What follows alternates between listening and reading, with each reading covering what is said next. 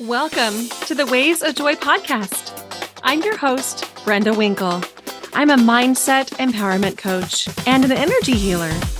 This podcast is about finding joy.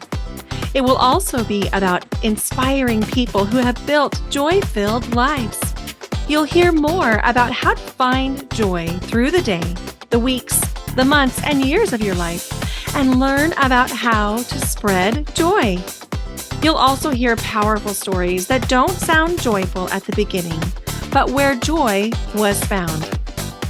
I started this podcast because I wanted to normalize finding joy in the ups and downs of daily life. I hope you feel inspired and entertained. Pop in your earbuds, take me with you on your commute, or both. Let's do this. Find waves of joy. Would you like to feel better and release limiting beliefs? Of course you would. I created a free meditation for you that's downloadable. As soon as you click submit, I'll email you with a downloadable version of this free meditation. Go to brendawinkle.com/feel better. Hi, and welcome back to Waves of Joy podcast. I'm so glad you're here today. So today we are going to be talking about the 3 must-do things if you have a highly sensitive kid, an empath, or a psychic kid, or if you are highly sensitive, an empath, or a psychic. And I'm also going to help you understand what those words mean and how to know if maybe one of those words fits into your life or fits into your child's life. But whether or not you identify as an empath, a highly sensitive person, a psychic, it doesn't matter. What I'm going to be talking about today is best practices for nervous system regulation. And when I say nervous system regulation, I'm talking about your ability to cope with the stresses of daily life.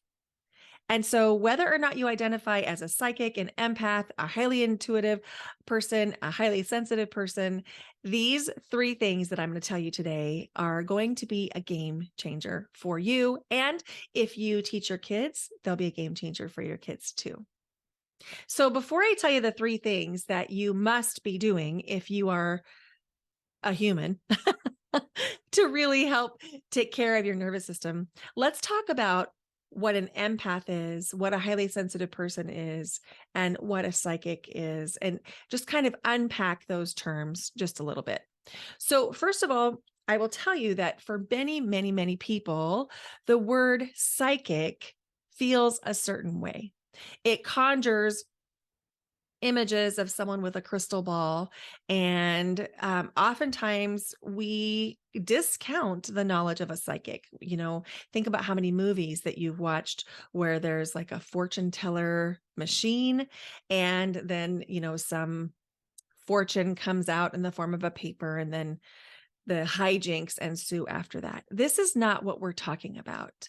A psychic is simply someone who is able to see, sense, hear, and communicate with the other side and has a deep sense of knowing and connection to the other side, to the spiritual realm.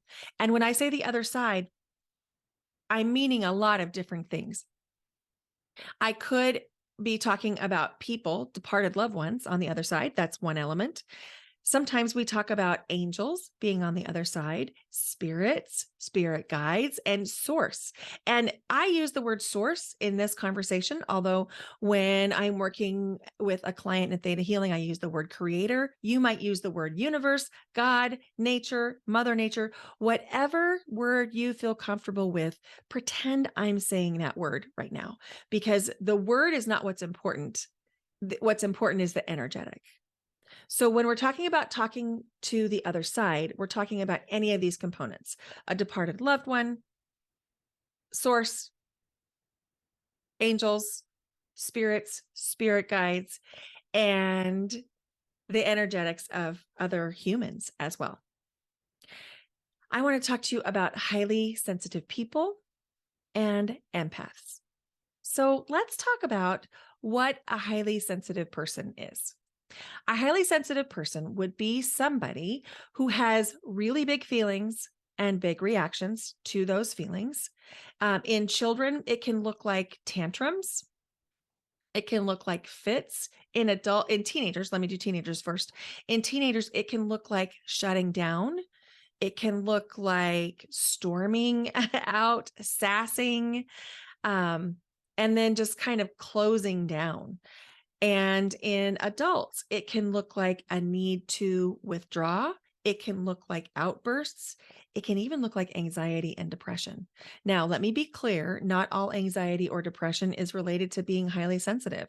There are biochemical reasons that someone might experience anxiety and depression, and I don't want to minimize that. However, there is research to support that being highly sensitive, if it's not nurtured and if you don't know ways to protect yourself from the energetics of other people and the energy around you, that it can lead to anxiety and depression. So it could be a both and. So you might be a highly sensitive person if you're easily overstimulated, or your child might be a highly sensitive person if they're easily overstimulated. Here's why. Someone who is highly sensitive is always tuning their energetic to the situation and the people around them. And in their mind, in their conscious mind, their ego mind, they are 3 steps ahead of where everyone else is right now. And the reason that they are 3 steps ahead is they know intuitively that they're going to need to attune their energy to particular situations and particular people. And they're practicing understanding how to create those shifts, those energetic shifts in just a moment. And when you throw in something unexpected to a highly sensitive person, it can be overwhelming to them because they haven't had time to think about how they're going to prepare their nervous system to meet the energetics that are required from the surprise.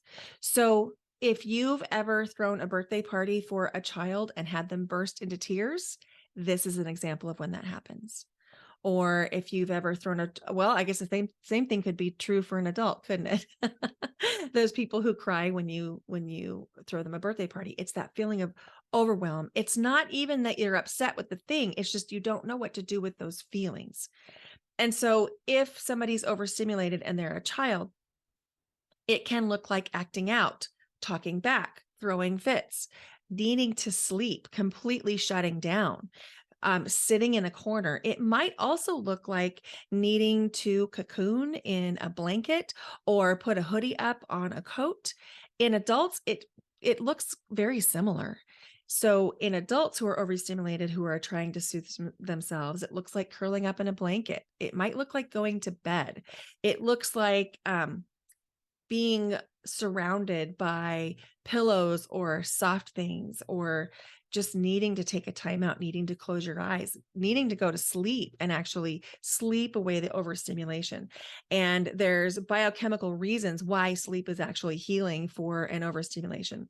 We'll get into that maybe another time. So another characteristic of highly sensitive people is that light or sound can be too much. So it might look or sound like it was fine just a minute ago, but now the light's too bright. Or the sound was fine just a minute ago, but now it's too loud. And so there's a saturation point for a highly sensitive person where they get to a point and they just can't intake any more input, whether it's light or sound or any kind of stimulation. And so that is a characteristic of highly sensitive people. Some highly sensitive people do not have a saturation point. They have an immediate set point that is much, much lower than other people. And for those highly sensitive people, any overhead light might be too much. Fluorescent lights are literally painful. And sounds like fire drills would be really, really taxing on a highly sensitive person. For the highly sensitive person, strong scents, especially scents that are not based in nature, are going to be very, very difficult to tolerate. So chemical scents like the melting wax that is made with fragrance and not with natural oils would be very, very difficult for a highly sensitive person to tolerate. And if your child is in the classroom of someone who's burning some of these wax that have fragrance, your highly sensitive child may be getting overstimulated by that fragrance in the classroom. It's worth having a conversation with the teachers. Textures matter to the highly sensitive person. And when I'm saying textures, I'm talking about across several categories. So it might be that there's a particular texture of clothing that is tolerable against the skin. Maybe it's really soft. In many cases, it is. They want really, really soft things against their skin. And me, I'm talking about myself too. So scratchy fabrics or coarse fabrics or tags in clothing, that is not going to feel good to a highly sensitive person. They're going to really, really rail against that. And it's going to be almost impossible for them to do any other task until that sensation is resolved. So if you have a kid and they're scratching the back of their neck and they're not able to listen to you or pay attention, it might be that there's a tag in their clothing that's scratching them and they literally can't focus on anything else because it's causing so much stimulation for their nervous system. A highly sensitive person may feel like no one understands them. They might feel kind of alone because they have so much sensation going on. They're so aware of the things that are happening, both in the physical world and picking up on cues and messages from the spiritual world on the other side, that it might feel very isolating, very lonely. A highly sensitive person might seem like an old soul, somebody who's just been around a little bit longer. No matter what their age, they just get it in a different way. And a highly sensitive person might seem to know things without ever having learned them or being told them. This happens a lot when kids are young, and you'll hear a highly sensitive kid say something that kind of blows your hair back, and you wonder, how did they know that? I never told them that. And then adults that are highly sensitive that have this inner knowing, a lot of adults who have this learn to turn it off because they're taught in childhood that it's not welcome. We'll talk about that in just a minute as well. And a highly sensitive person is really quickly able to figure out a person's motivations and to know if a person is safe or unsafe for them. And so a highly sensitive kid is going to make instantaneous decisions around whether or not they like somebody. And no matter what you do, you will not be able to talk them out of that. And that's because they already know something that perhaps you don't. It's always worth trusting it. And if you are the highly sensitive person and you get those gut instincts that someone is not a safe person for you, you can bet your bottom dollar that that person is not safe for you. No matter what society or your friends who are vouching for them say, if your instinct is pinging on somebody, there's a reason. So now let's talk about empaths. Somebody who is an empath is someone who not only is aware of emotions and energies in the room, but somebody who actually feels them as though they're their own. So an empath would be able to feel your sadness. And when I say feel it, I mean experience it.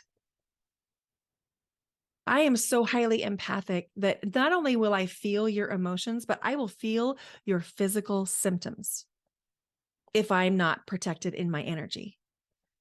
And there are a lot of empaths out there who feel and sense emotions and physical symptoms. And if you don't know how to protect your energy, what you really want to do is stay home and stay with the people in the circle that you know you can trust because you know you can tolerate their emotions. And so it can be very isolating if you don't know how to protect your energy. For example, I was not able to go to a shopping mall for decades because I couldn't tolerate all the energy around it.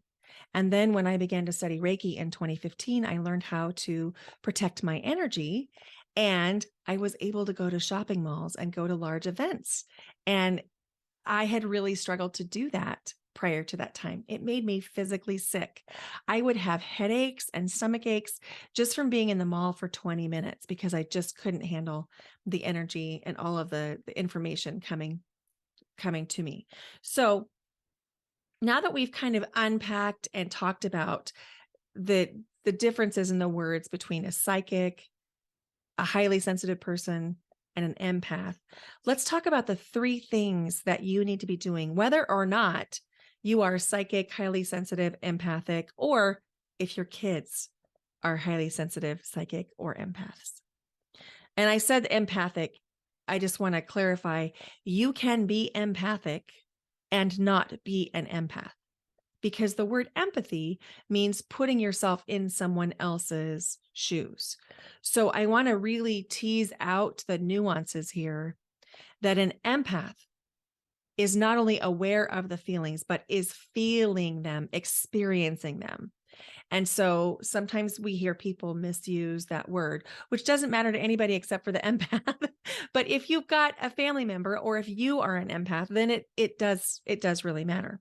So here are the three things that we're going to do, that I'm going to recommend for you to do, to help regulate your nervous system, whether you are the HSP, empath, or psychic, or your kid is. I'm going to tell you what they are first, and then I'm going to unpack them. The first is zip up. The second is create space. And the third is hydrate. So when I say zip up, I'm talking about zipping up your energetic field. Another word for that is aura. Another word for that is electromagnetic field. It's all kind of the same thing. So we know through science that we have an electromagnetic signal that comes from our heart that radiates 3 feet all the way around us. If you go to the Institute of Heart Math, you can look at the scientific studies that verify this. So this is the science behind it. Now, a little bit of the woo behind it is this energetic field that extends for 3 feet on either side of you is called your aura. And your aura is that energetic field. It is how you interact with the world. And if you think of the antenna on a butterfly, the antenna are always seeing and sensing without seeing with their eyes. Your auric field, that electromagnetic field, the energetic field, is doing the same thing. It's seeing and sensing and responding to the energies around it and inside it. So if you can protect that energetic field, then you have just your energetic field to manage and not everyone else's. So when you zip up, I want you to do a very physical motion of zipping up. Start at your pubic bone and go all the way up over the back of your head and back. Do that 3 times. Start at your pubic bone, zipping, zipping, zipping, zipping, zipping up and over. And one more time, zipping, zipping, zipping, zipping, zipping up and over. One more time.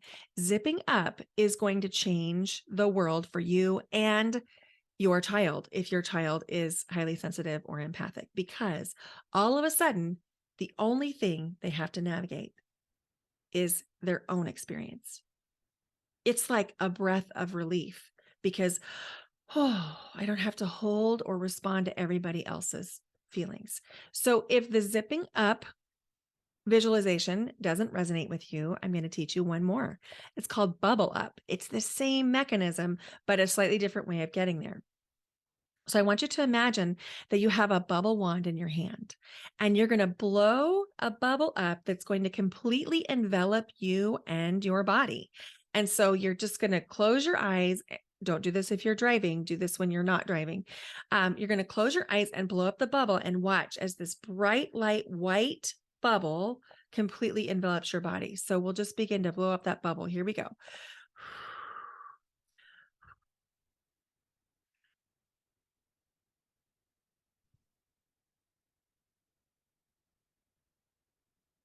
And continue to blow until you're completely enveloped in that bubble. Now, once you get really good at this and really practiced at this, you may not need to do the physical motion. You might be able to just intend to have your energetic field zipped up or bubbled up. But until you reach that point, I highly recommend that you do some kind of physical thing, because it just strengthens your intention behind the action, which helps it to work a little bit better. And this is so helpful, especially for the empaths, because the empaths are taking on the energy and experiencing it from other people. Remember how I said that they were experiencing the emotions? So when you teach an empath to zip up their energy, and the first time they experience only their own emotions, it's like the world just went still. It is such a relief to the empaths. And so if you even wonder just a little bit if your kid could have empathic abilities, this is something really, really, really important to teach them. And it's important for you to do. And it doesn't matter whether you are empathic, highly sensitive, or psychic. This is something you should be doing every day. And it's like brushing your teeth. It's not one and done. You do it often, just the same way you brush your teeth. So every time you start to think you're taking on energy or emotions of people around you, you zip up. Now, the second thing is create space. What I mean by this is two things. One is the physical space needs to be clear and uncluttered, because for the highly sensitive or empathic person, the energy of clutter is really, really difficult for their nervous systems. And there's many reasons for that, but let me just try to explain this. So somebody who is really in tune with the energy is always paying attention to the energetic flow of a room. And if there's clutter in a room, the energy gets stuck and it stagnates. And it makes it very difficult for a highly empathic or a highly sensitive kid or adult to think clearly, because the energy is getting stuck, which means the person feels stuck. And it's like clutter in the physical space means clutter in the mind. And it's really, really important too, if you're not highly sensitive or empathic, to recognize the impact that clutter has on your body, because your subconscious mind is always scanning for safety. And if there is clutter and energy of like open boxes and maybe a package of mail that's on the desk or dishes in the sink, it's cataloging that as something that needs to be managed and tracked. And so then it becomes a running program in the back of your mind that is literally stealing bandwidth from you. And so even if you're not highly sensitive or empathic, managing the clutter in your home and your life and your office is really, really impactful. But for the highly sensitive and empathic person, it is critical to manage the clutter, because their nervous system cannot rest until there's some clean surfaces and clear spaces. So that's one way I want you to clear space. And the second way is this. Our brains are always, always, always, always working. And if you are highly sensitive or empathic or psychic, your brain is working all the time, not only on thinking the same kinds of thoughts other people think, but on communicating with the other side, on getting messages from the people around you, from the people on the other side, from source, from the angels, from the guides. And it is sometimes overwhelming. And so if you have a kid, or maybe the kid is you, who struggles moving from transition to transition, transitions are really hard, it could be that you need to create more space because it's too difficult. And so if you see somebody tense up as they're getting ready to engage in a transition, or maybe that's you tensing up, that is an indication that there is a subconscious reaction that thinks that the nervous system needs to protect itself. So the nervous system is clenching down, getting ready to go into fight, flight, freeze, or fawn, and getting ready to go into the next transition. It's especially present if the person doesn't know what's going to come next. So if this is your kid who you can see like their whole body tense during a transition, that's a really good indication their nervous system is getting ready to go into overdrive. And so by creating space for transitions to happen and between transitions, it will allow that nervous system to regulate again. So I'm going to give you two examples. I'm going to give you a kid example and an adult example. So if you have a highly sensitive kid who needs support during transitions, number one, they need to know what's coming next. They need to understand probably the whole day in advance, because they're always looking to tune their little nervous systems to the next energetic outgo. They're attuning to the people, they're attuning to the situation. And so they're always scanning a room. It's almost like they're hypervigilant, because they, in their little highly sensitive bodies, know that their nervous system is going to get taxed by the next thing. And so they're preparing for it or bracing for it. It really is almost a bracing. When you can give some predictability or some routine to a highly sensitive or empathic child, all of a sudden, that piece of their nervous system begins to relax. Oh, they can think, they can breathe a little bit more clearly again. So adding predictability and routine is essential. And then giving kids, whether they're highly sensitive or not, a chance to think about the transition before it even becomes a transition is a really, really useful step.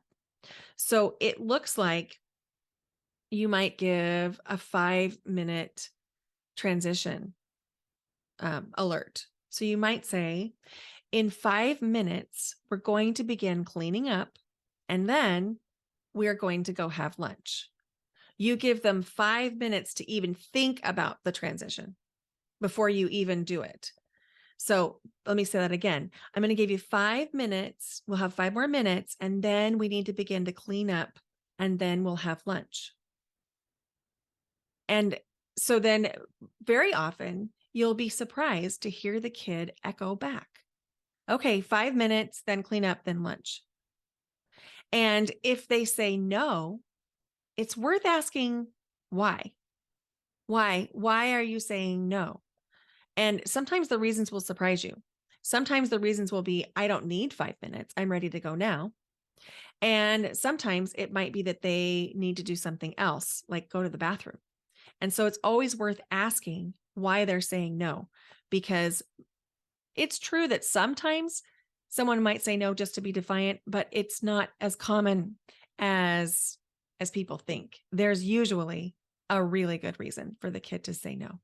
And offering choice is really, really helpful. So this would sound like if a kid says no, and let's just say they're being defiant. A kid says, no, I'm not ready. I don't want to do that. You can say, okay, I understand that you're not ready. We are going to go clean up and then have lunch in 5 minutes. Would you like to set the timer, or would you like me to set the timer? So you're not negotiating on what you've asked them to do, but you are giving them choice in how it's going to happen. And they really do need that safety and structure from you.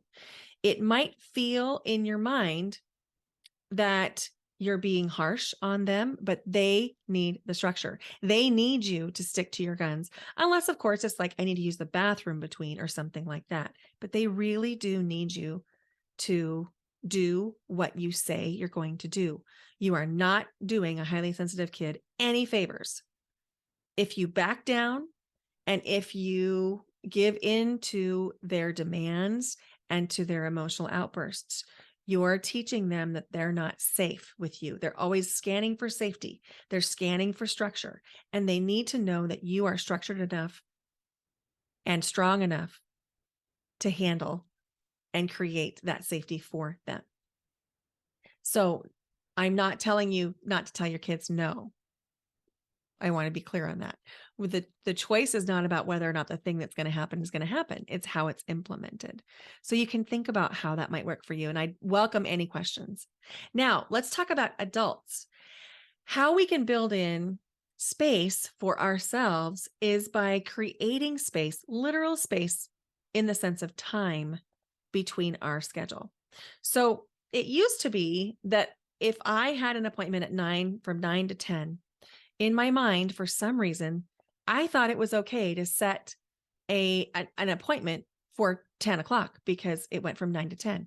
Or if I needed 13 minutes of driving time, I would set the next appointment for 10:15 because that would allow me to 2 minutes to go to the bathroom and blah, blah, blah. That is exhausting. And it really doesn't allow for that transition point that our minds need, whether or not you're highly sensitive or empathic. But if you're highly sensitive or empathic and you're always, kind of aware of the energy of the people around you, you need to create space and time because it becomes sort of a palate cleanser, a spiritual palate cleanser where you can allow your own nervous system to reset. You can come back to center, come back to home, and then go on the next thing.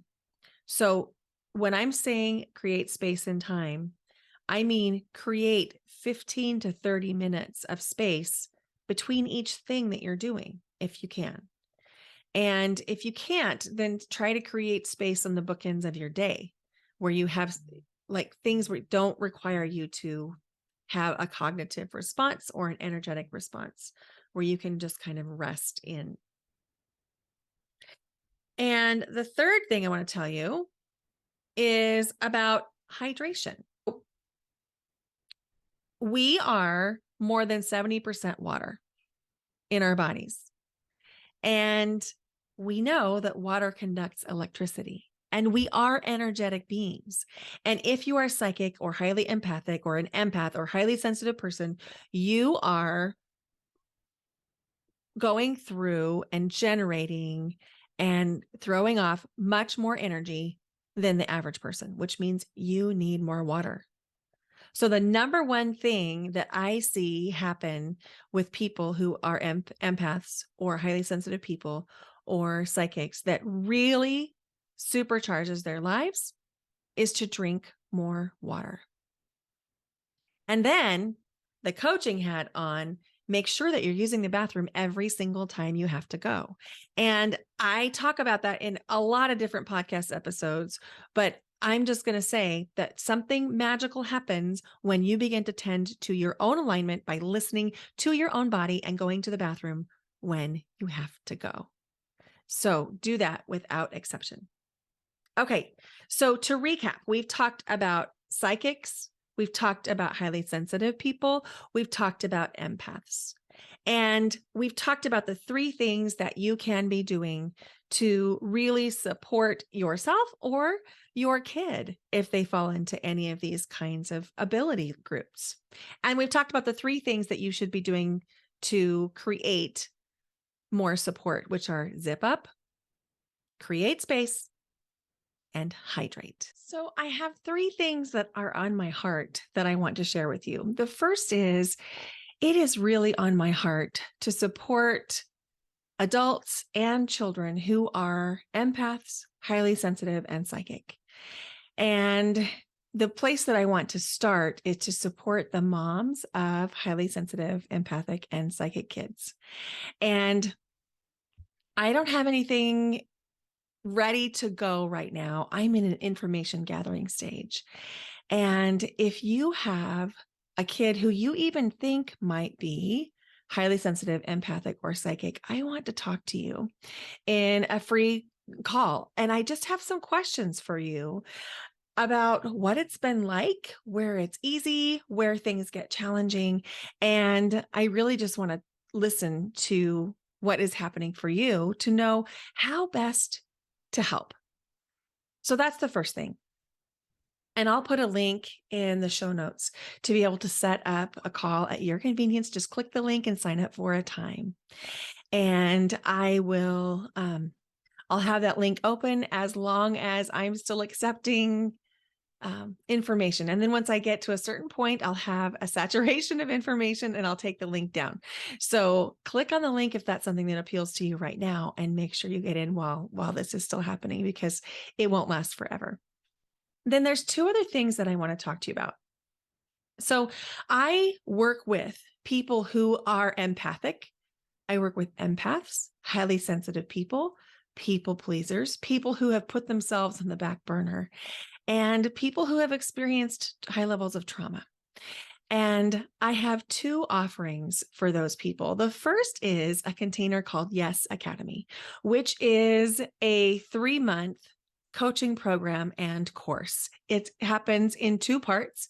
There is a live component where we meet together in live calls and work through the content together, answer your questions, and you get to build community inside a beautiful, safe, sacred container. And in the course Yes Academy, you will go from saying yes to everybody else and running out of the yes for you to be able to say no to things that aren't in your alignment without the guilt and saying yes to you. You'll have the tools, the knowledge, and the practice to really reclaim your life so that you can say yes to the things that matter to you. And saying yes to you. Yes Academy is launching in January of 2023, and you can check out more. I'll put the link in the show notes, but you can go to brendawinkle.com/yes-academy-course. The Yes Academy course is a 3-month container, and that is selling for $1,997. There are payment plans available if that is something that you need. And if you don't see the payment plan that you need, feel free to reach out to me either in email or on Instagram at Brenda Winkle. The second thing I want to talk to you about is something that is changing form just a little bit, but it's already in existence. It's called Ignite. And Ignite is my 6-month coaching container. We ran it this fall for 3 months, and it has been absolutely wonderful. And so I'm making it a 6-month container instead of a 3-month container. Ignite is for the person who already knows that she's highly sensitive or empathic, and maybe even identifies as a psychic or a spiritual healer. It's for the person who wants to better understand her spiritual gifts, for the person who sees things, hears things, senses things, knows things that she can't quite understand, and knows that other people in the room don't necessarily see, hear, sense, and know the same things that she does. And she's looking for guidance in honing and learning to accept her gifts. This is for the person who is ready to ignite their own sense of identity and ignite their own gifts, their highly sensitive, empathic, and psychic gifts. It's for healers. It's for coaches. And in this beautiful 6-month container, we're going to meet in group calls twice a month for 6 months. There will also be a retreat at the end, an in-person 3-day retreat. Location is to be announced on where that retreat will be. And this coaching container, this 6-month container called Ignite, sells for $15,000. And I have a payment plan available for you too. For $2,500 a month for 6 months, you can be in Ignite. Ignite is really for the person who wants guidance, stepping into her spiritual gifts, the person who hasn't quite yet been able to claim them, the person who knows that she's meant for more, but for some reason keeps holding herself back. We'll get to the bottom of that. We'll clear through the trauma, move past the trauma into full-bodied healing. I just cannot wait to offer all of you listeners, a breathwork session. I am in a training program right now for a trauma-informed breathwork facilitator program through Pause Breathwork. And beginning January 23rd, I'll be in my practicum, and I'll be offering free breathwork sessions to the first people who sign up for them. And I'll tell you about that when it's time. But if you want to get on my waiting list for a free breathwork session as I'm working on my practicum, connect with me over on Instagram at Brenda Winkle or email me, brenda@brendawinkle.com. Thank you so much for being part of this journey and for listening to Waves of Joy podcast. It really lights me up that I get to do this work and that I get to bring my full-bodied self to you in helping you reclaim joy in your life. One of the things that causes us immeasurable pain is when we don't claim the lives that we want for ourselves. And we start to outsource our decisions, and we make decisions based on what other people do or other people think or on what other people say. There's a little part of us